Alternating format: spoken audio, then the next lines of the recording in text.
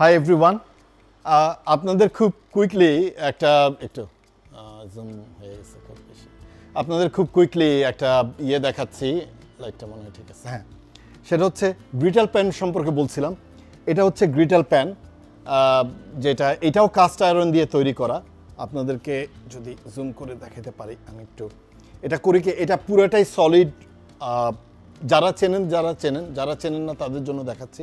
এই প্যান্টটার গুণাগুণ হচ্ছে যে এখানে যদি দেখাই, যে এটা গ্রিটেল দেখতে পাচ্ছেন, যে খাঁজ কাটা, এবং এটা শুনতে পাচ্ছেন বোধহয়, এবং এটাতেই আমরা রোস্টিং করি, অনেক সময় আমরা বার্গার করি, বারবিকিউ করি। এটাতে ওই যে বার্ন মার্কগুলো দেয় এটার জন্য। এবং এটা পুরাটাই পিওর আয়রন, একদম গোড়া থেকে শুরু করে সলিড একটা লোহার টুকরা দিয়ে এই জিনিসটা বানানো। এবং এটা খুব ভারী, এটার ওজন কম করে হলেও 7-8 কেজি হবে।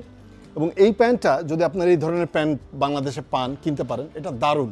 এটাতে আমরা অনেক সময় টোস্টিংটা করি। আপনাদেরকে সামনে দেখে একটা ভিডিও দেখাবো, আমাদের চিকেন রোস্ট করা হয়, যে মার্কগুলো দেয়। অনেক সময় বার্গারও এটাতে আমরা হিট করি, বার্গারে মার্ক দেই।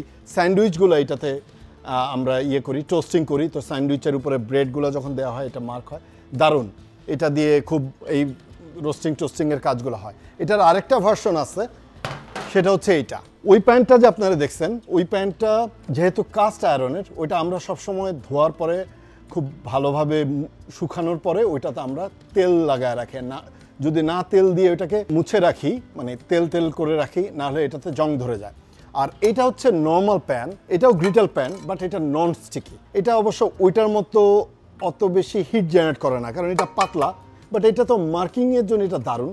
আপনারা এটাও, আমি আশা করি এটাও বাংলাদেশে পাবেন, এবং এটাও খুব ভালো একটা প্যান। এগুলো পুরানো, আমরা ইউজ করতে করতে পুরানো হয়ে গেছে, বাট এই প্যান্টটাও ভালো।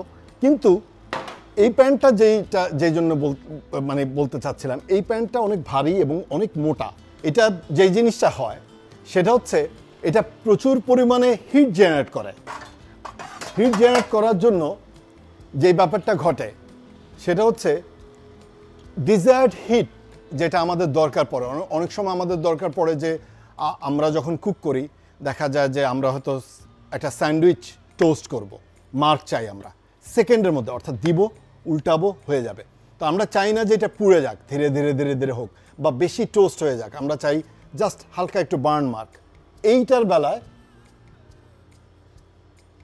সরি, মনে হয় ফোকাসে ছিলাম না। এনিওয়ে, যেইটা কাস্ট আয়রন প্যানটা আপনাদেরকে দেখাচ্ছিলাম, এই প্যান থেকে এই মার্কিংটা খুব সহজে আসে।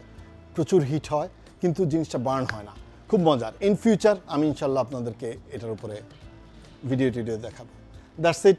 এটা জাস্ট আপনাদের জন্য একটা কুইক টিপস ছিল। Thank you very much.